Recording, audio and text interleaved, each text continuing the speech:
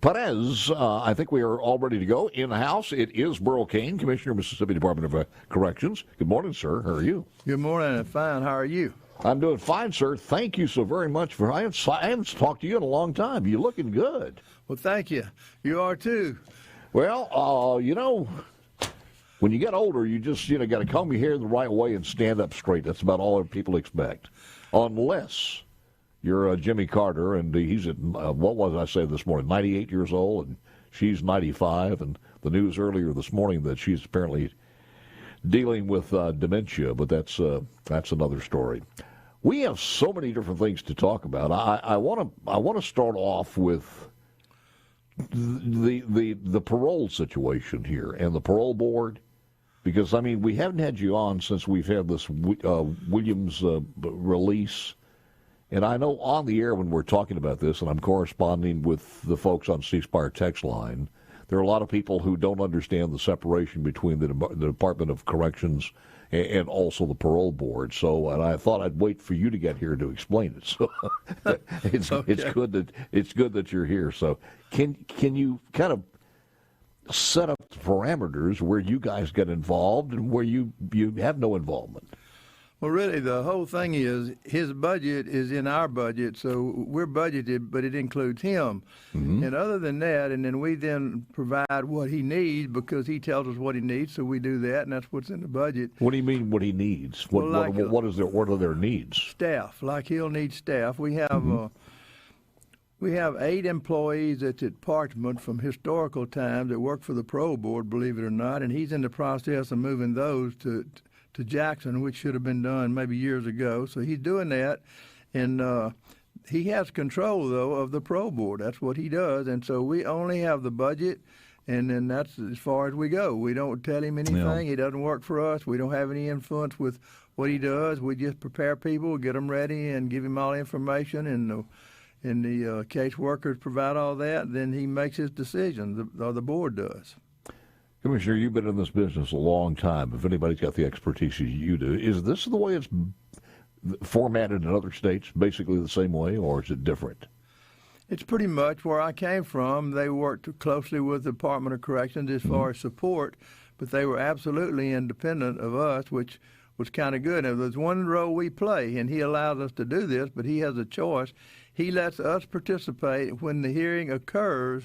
If we want to, we can testify how we feel about this one or that one or what his record's been. And so that helps us in managing the prison because then the inmates realize, we can say something good for them or bad. So then they need to be good, so we say good stuff. I can't see how he could do that or anybody could do that in any state without the council and also the records and everything else. Has he or she behaved themselves? Are they a good risk or not? So, that's the information that's going to be first and foremost before it's even considered, I would imagine. Well, we provide all that. He has access to our inmate records, and we provide him a file and tells everything about the inmate and what write-ups he's had and all the information we have when he gets out and so forth. Obviously, he knows that, or he wouldn't have the parole. So we give him everything he needs, everything we have, he knows. So that's good. You make an ultimate recommendation, check it off, and said, yes, you think he or she qualifies for parole? No, we don't make a recommendation. We just give him all the information. They don't ask you for one? No, not really, because that's not what he does. He evaluates all the records and all the information, and then he makes his decision, and so we don't really communicate about what we think unless he asks us, and that's not normally what they do. Even in Louisiana, they didn't do that either. We just provide the information, they make their decision. I'm still getting feedback from that interview and that whole situation because we not only went through that when we went through the Frederick Bell. We have this Tasha Shelby situation out there where we've done some interviews on, and it's hard to say this, just like the parole board or just like the Department of Corrections, you put the information out there and you base it on that one. I don't want to use this microphone to try to just say everything they're doing is bad or everything they're doing is good. In this particular case, the reason that it rose to the point where we took up time on this airtime is there were so many different questions that did not make sense. So many different questions. Number one, somebody asked me about the legitimacy of just him being on that list. And I tried to make this clear that the reason he's on that list is by purview of the United States Supreme Court, where he was 17 at the time legally. So the court ruled that if you were 17 and you were charged with murder, you had to go back and be put on a list of eligibility. That had nothing to do with you guys, but you had to include him on that list. Am I right? That's right, and it's legislative-wise, federal or state, he has a date when he does certain things, and he is considered to be released. And so that's the challenge them to try to rehabilitate themselves, and so they scoop over in many cases. In this case, the federal court said that we could not give a minor a life sentence. He had to have a hearing at some point. Well, but again, it's still to the point where he has to behave himself. Except he or she have to behave themselves. True. It's up to the board then to decide if they want to release him or not. How many other people do we have that meet that criteria within the framework of the Mississippi Department of Corrections? Ooh, I didn't come prepared to talk about that. I have no idea right off the bat. Well, but there are others? I'm sure there are others. I think one of the more famous would be Luke Woodham, would it not be? The school shooter? Right, he's one. So is he up for parole? I don't know. I'd have to look. But he may likely be at some point because of the law, the federal law, that he has to not have a life sentence. He has to have a hearing at some point. Well, this guy actually slaughtered his father, shot him 9 times, shot his mother-in-law, his stepmother in the head, apparently stuck them in Rubbermaid containers and did some dismemberment. And are there other people in there? That's one of the questions nobody can understand. Are there other people in there to be considered probably not quite as gruesome as that? How did he rise to the top and he is out now, a free guy? Well, I guess an ankle bracelet on. Well, what he did is he met all the qualifications, and then the parole board decided that he could be free. So that's what they decided. That's what they did. He went through this divinity program. Tell me a little bit about that one and what you think it had. Did it change him that much? Well, it's just like in life. The only thing permanent has changed with all of us, and the program he went through is a stellar program. It's a 4-year college degree program with a BA degree at the outcome. And what we do is it's designed for people who don't ever get out of prison normally, who have long sentences, so that they can finish their school, get their degree, and then become field ministers, or people who then minister within the prison to change the culture of the prison. So it works great as far as making the changes and making prisons stable and so forth, because they do become and can even become pastors, and then they play that role. And that's what the New Orleans Baptist Theological Seminary teaches them to do, because they're going to that school. And we have 100 inmates in that program this very morning that's going to school, and which is real good for our prison, because they come out of there way more moral. You win about 90%, about 10% fail. 90%, though, are very functional and good, and so it works. It's a good program, probably the best program we have in prison. Mm-hmm. The other part of there on questions that were not answered, and I've never had anybody, we had several interviews on this one, is there anybody to do an evaluation within the confines of the Department of Corrections, or the parole board for that matter, to do testing as far as his mental capabilities or as far as being rehabilitated? Because, and I'll ask you this when we come back on the other side, looking at the testimony when this happened 20 years ago was... I don't think drugs were involved. I don't think he had any ailments as far as mental incapabilities other than just being at 17 mean as hell. So has he rehabilitated himself that way? Is there some kind of psychological test given or a program of rehabilitation given to someone who's committed atrocities like this? And to let the parole board take a look at and say, okay, it looks like he's passed this and this, other than the divinity program, and apparently there is not. So we'll ask the commissioner about that and other things going on at corrections so many things going on. And I know, just to bring us up to date, anything in the 2023 legislative session that rolls in coming up the end of next month, which is tomorrow, by the way, June. So the end of the fiscal year is June, end of June. Anything that pertains to the Department of Corrections? Well, we have one bill that changes the amount of money we pay the jails to keep the inmates, and that's going to happen. And it's not significant. It's not, it's not something we're not funded for. So that's good. The legislature was really good to us, and they want corrections to change, and they've supported us greatly to do it, and so we appreciate that. How are we standing with the feds now? Well, we don't see them too much. They're going to be. That's good. Yeah, that's right. Yeah. So they're giving us a chance to fix it, and our Achilles heel is the hiring, and we have the funds to hire them at $19.35. Should be enough to hire someone to work, but they're still short, and we still can't find them, and so that's a problem. But we'll have to deal with that at some point. But it's good as it can be right now, and so we just have to work really hard to hire them and keep on cleaning up our prisons, get more accredited, have more schools and programs, which we're doing, and. Yeah, it's like back to your other subject. That's what we do. We try to rehabilitate people and change them, but then it's up to the parole board to decide who leaves or the legislatures to when they have a date. So that's kind of how it goes with that. So that's the tough one. Has recidivism changed within our correction system in the last few years?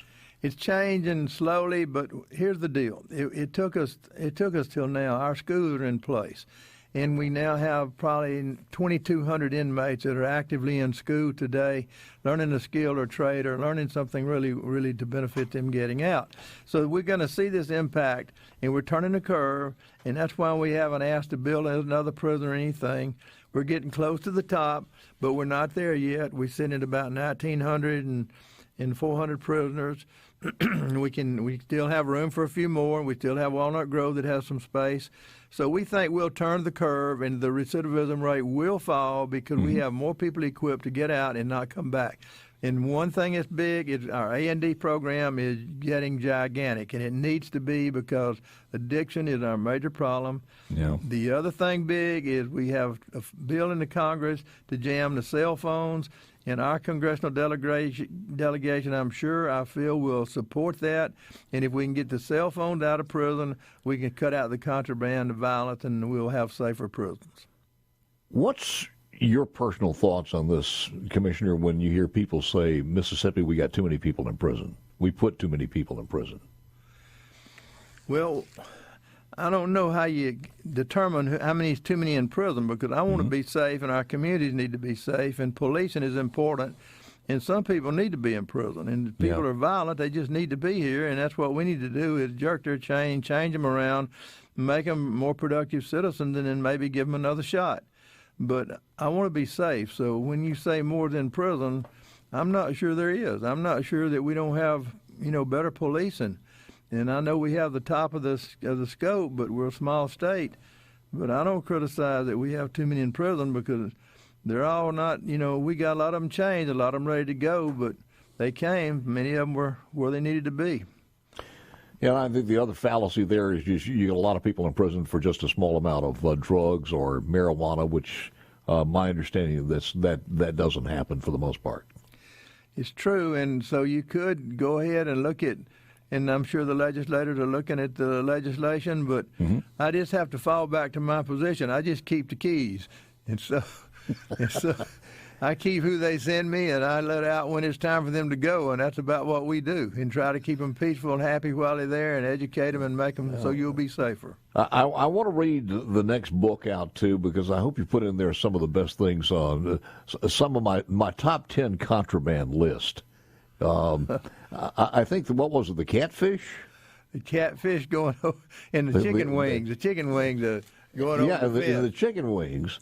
The other thing is the drones have entered the situation now, and I'm not sure if they're going to start trading bitcoins in the back rooms somewhere, but it's a different world than when you first started. It's a different world. It's crazy, but anyway, it's working, and that's what's really good. Are cell phones and cigarettes, well, not the cigarettes because you took care of that for the most part, but are cell phones still number one contraband? Cell phones are the most dangerous thing we have. Yep. The riot you had in 2019 was caused by a murder at Wilkerson and a cell phone call to Parchman and the regionals to say, hey, it's on, we're going to fight. And so that's what happened. Jeez. And so we got to get the cell phones out. The bill in Congress says we can. The federal prison can. They won't let the state prisons jam them. And it's just crazy. It's the craziest law you could ever see. Why would they not let us jam them, but they don't? Are they worried about interference of outside the prison or what? They claim 911 calls, but we don't have many 911 calls going out of the prison that I know of. And also, the jammer does not impact the area around you. And all we want to do is jam the area inside the perimeter, not even the whole property, but just in the perimeter. You have a history of doing some remarkable things, but how do you even begin? I mean, it's beyond your control as far as the employment situation with the workforce with the workforce base that you have primarily in the Mississippi Delta. I mean, how do you win that war? One thing is get our employees who are the managers to not be oppressive to the new people you hire and to be congenial and make it a pleasant place to work as it can be in a prison. And it can be, and we're working on that this very day because we are really, I don't like you screaming at the other employees, or I don't like profanity in prison. And so we're going to make it stop one way or the other. We'll change people. Yeah. You say, I think I heard you say you're putting aside any thoughts or any push to build a new prison?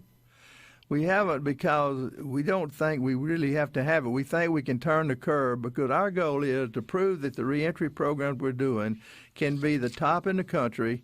We think they will be. We think they are, and we have Baylor researching this at the present time. We have a documentary will be out not too long from Baylor and Pepperdine, and we're proving that what we do in our programs really does change lives and make for safer prisons. Our murder rate's down, our bad violence is down. We're doing better with all that, and I appreciate the support of the governor and the legislature. Yeah. What's the gang How about the gang activity? Ooh, I just sent one out to New Jersey, I guess about 3 weeks ago, and so we got that pretty much on the toe. What was that, a draft choice or what? I mean, how did you get them out of there? I just said, we got you a new place to go. And I tell that guy in New Jersey, the commissioner, I said, I'll take your worst one, you take mine. He says, okay, I'll send you a bad one. I said, I'm going to send you a worse one. And so here we go, and we swap. And so you can do that? We do, because we have what you call a compact. Like if you break a law in Mississippi and you're on parole, then we can let you have that parole in your state so you can go home and be in your home. So that's how we do it. It's called a compact. But we have to agree among ourselves what we're going to do.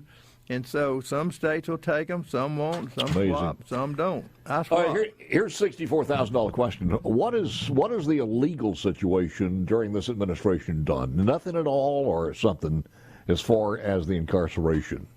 The legal situation? Illegals from all different countries coming across the border. Oh God, I could be coy about it. Say I wish I could hire some of them, but anyway, but that's honest anyway. I mean, it's crazy. If they come in legally, you could. I could. I know that in Texas, and I asked the commissioner there, he has a lot of employees from Nigeria, and they're really good employees. And so we asked him at a conference 3 weeks ago, how do you get them? He said, well, they just migrated to Texas, and they apply and have green cards, so we hire them. But, if they just keep order and follow our rules, I'd hire whoever I can. Is that something you've approached the legislature with?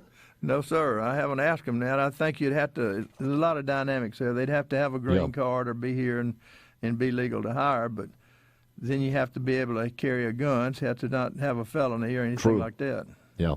How do you vet those people? I'd try. I can tell you that. If I had them here, I'd try.